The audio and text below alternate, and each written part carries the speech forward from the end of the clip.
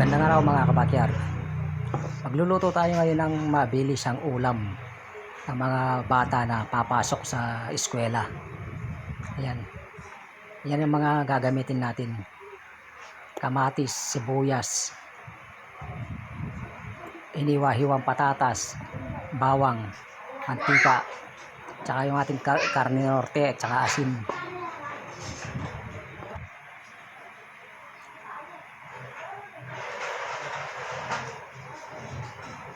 Kailangan kasi kumain yung mga bata bago pumasok sa eskwela. Ay pagluluto natin sila ng ulam. Yan. Pertuin muna natin yung mga hiniwa-hiwang patatas.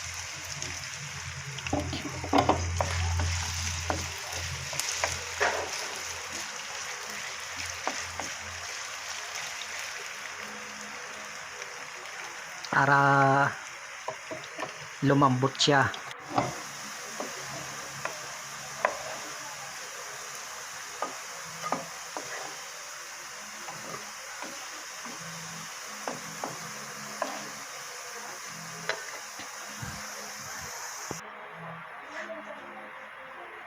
Tapos maggigisa na tayo mga kabakyard. Yung ating bawang,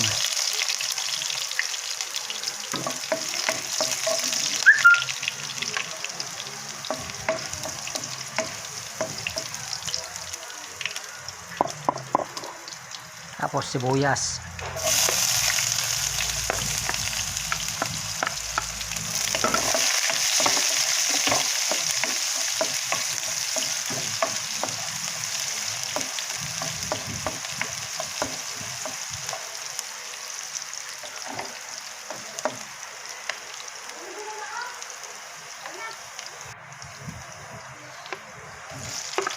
tapos kamatis,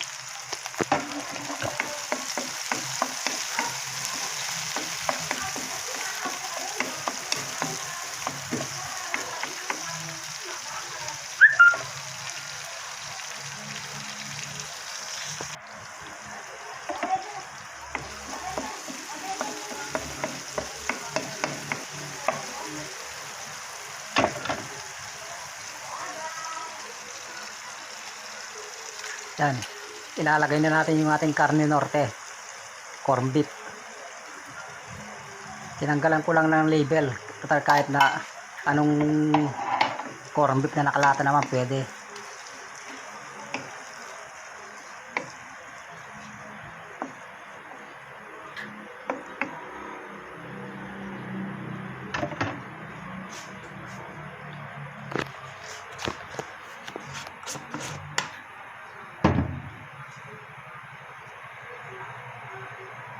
Tapos maglalagay tayo ng konting asin, pampalasa.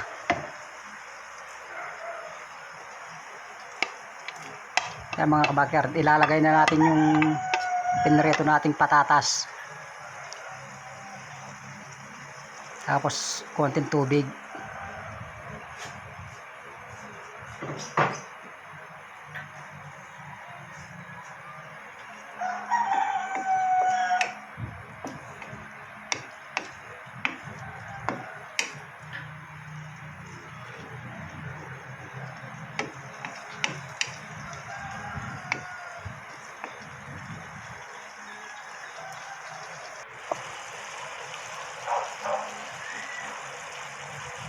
Ayan, luto na po ang almusal ng mga bata na papasok sa eskwela. Maraming salamat po sa panonood. Paki-subscribe niyo po ako sa aking YouTube channel, Emmanuel Backyard Farming and Kitchen. Maraming salamat po.